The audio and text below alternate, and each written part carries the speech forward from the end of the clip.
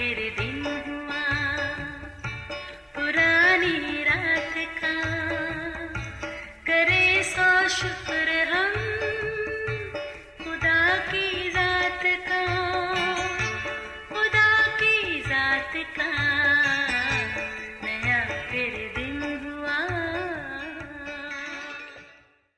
آج کی آیت۔ خداوند یوں فرماتا ہے، پچھلی باتوں کو یاد نہ کرو اور قدیم باتوں کو سوچتے نہ رہو۔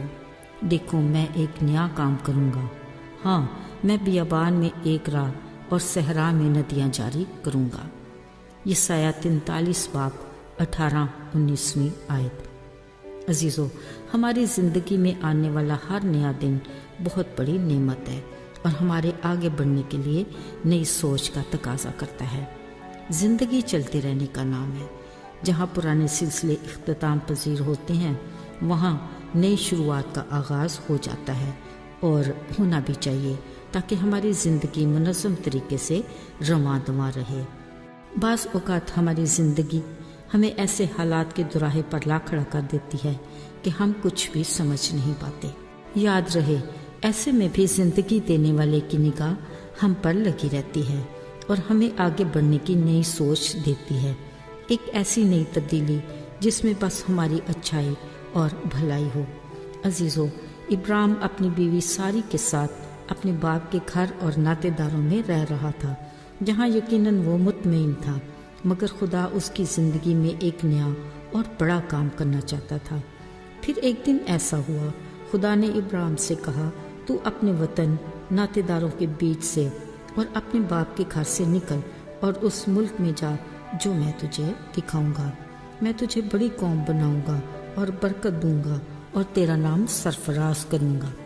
تو باعث برکت ہوگا اور جو تجھے مبارک کہیں گے میں ان کو برکت دوں گا، جو تجھ پر لعنت کریں گے میں ان پر لعنت کروں گا، اور زمین کے سب قبیلے تیرے وسیلہ سے برکت پائیں گے۔ عزیزو، کلام میں لکھا ہے کہ ابراہیم بڑی وفاداری سے خدا کے حکم سے چل پڑا۔ خدا سے گہری رفاقت کی وجہ سے خدا کا دوست کہلایا اور اپنے مضبوط ایمان کے باعث ایمانداروں کا باپ۔ یوں اس کی زندگی کی نئی شروعات کا آغاز ہوا، جو وہ خود کے ساتھ دوسروں کے لیے بھی برکت کا وسیلہ بنا۔ عزیزو، آج خدا ہمارے لیے بھی ایسی ہی خوبصورت سوچ رکھتا ہے۔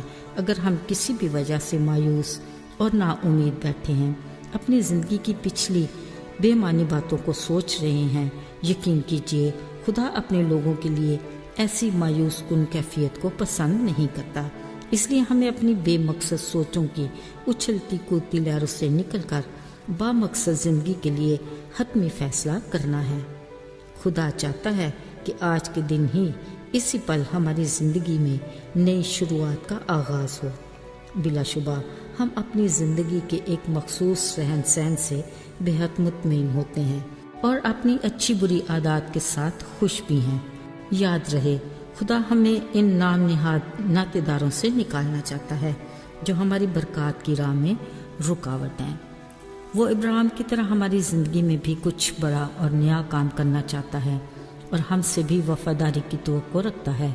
اگر ہم اس کی محبت کو حقیقی معنوں میں جان سکیں، ایمان میں مضبوط اور اس کے ساتھ رفاقت میں بحال رہیں، تو نہ صرف ہم خود بابرکت ہوں گے بلکہ اور بہت سوں کے لیے برکت کا باعث بھی ہوں گے۔ بلا شبہ ہماری زندگی میں آنے والا ہر نیا دن خدا کی خدمت کے لیے بے شمار مواقع فراہم کرتا ہے۔ عزیزو، اگر ہم صدق دل سے اس کے لیے خود کو وقف کریں تو وہ ہمیں ہر روز اپنے کلام سے آگاہی دیتا اور آگے بڑھنے میں رہنمائی کرتا ہے۔